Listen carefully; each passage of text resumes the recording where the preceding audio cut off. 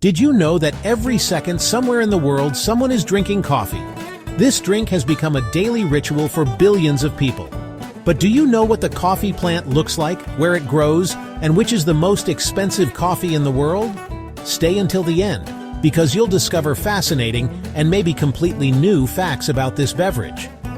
The coffee plant is actually an evergreen shrub or small tree. The most famous types are Arabica and Robusta.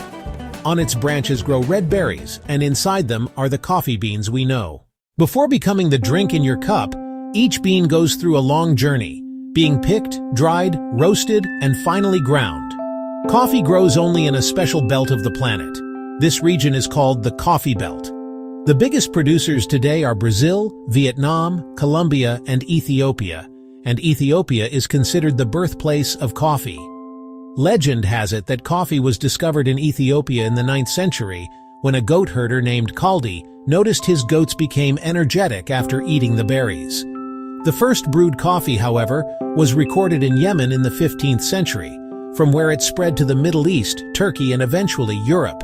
But here's an unusual historical fact. In the 16th century, coffee was banned in the Ottoman Empire.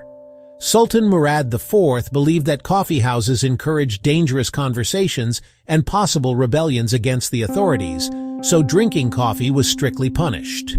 The most expensive coffee in the world is called Kopi Luwak. It's produced in Indonesia in a very unusual way. It passes through the digestive system of a small animal called the civet. After processing, its price can reach more than $500 per kilogram. It's estimated that more than 2.5 billion cups of coffee are consumed every day worldwide. That means almost 30,000 cups every second. The biggest consumers per person are the Finns. On average, they drink more than 4 cups a day. Today, there are hundreds of ways to prepare coffee. The most popular are espresso, cappuccino, latte, and americano. But there's also Turkish coffee, mocha, cold brew, flat white, and many more.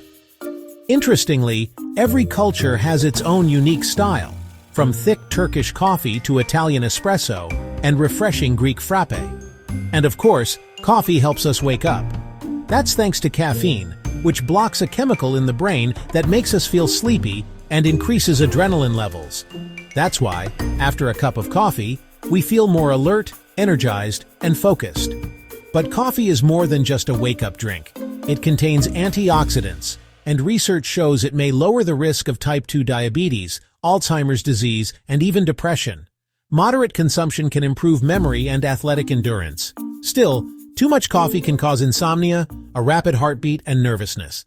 Coffee also has another important role. It brings people together. For centuries, it hasn't just been a drink, but also an excuse for socializing, conversation, and taking a break from work.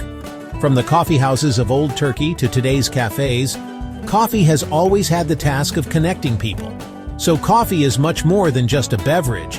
It's history, culture, and science in a single cup. Next time you drink coffee, think about its journey, from distant plantations all the way to your cup. If you enjoyed this video, don't forget to like, share, and subscribe for more fascinating facts. And now, enjoy your coffee!